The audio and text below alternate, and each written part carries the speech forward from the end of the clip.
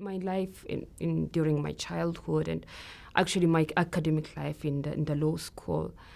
And on the other hand, the political change we're having in our country, all those things, were in a way motivating for me to try to contribute to something for the fight, for the struggle to see some kind of progress in terms of democracy and human rights protection.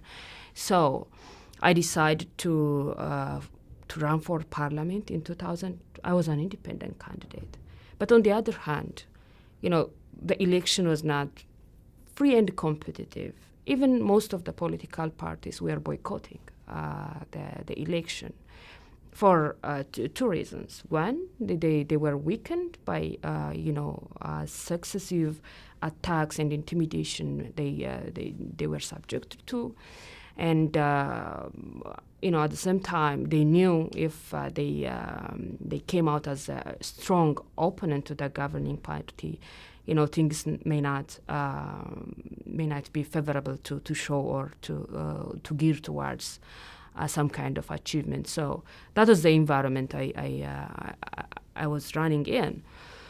That for me, as a young lady with an age of 26, it was an exciting experience. It gave me a chance to look into the experience of the regular people in our community, and to hear to different people how they view our politics, and how they view being an opposition, being a supporter of a governing party, how they view becoming a dissident or viewing or airing a dissenting opinion. So that was a very good experience for me, and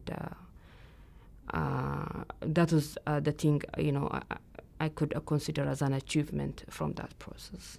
After I ran as an independent candidate, I tried to research out about the views and the articulation of the opposition parties. Obviously, they were the voice for the cause of democracy, and of course, they contributed a lot, in keeping the voice alive. But I was not sure they were having an internal democracy within their parties, and I was not sure they were not part of the undemocratic political culture. In a way, it's part of our political culture, which is giving us a hard time, both in the governing party and in the opposition. So I was reluctant whether I should join the political parties or not.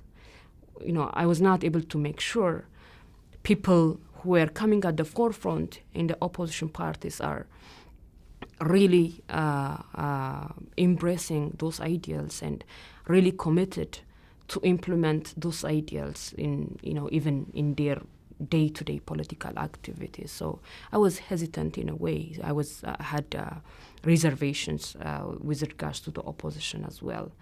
But in 2005, when CUD, Coalition for Unity and Democracy, was set up, I saw interesting developments, very prominent academic leaders who were able to articulate those ideas of freedom and democracy were joining the party.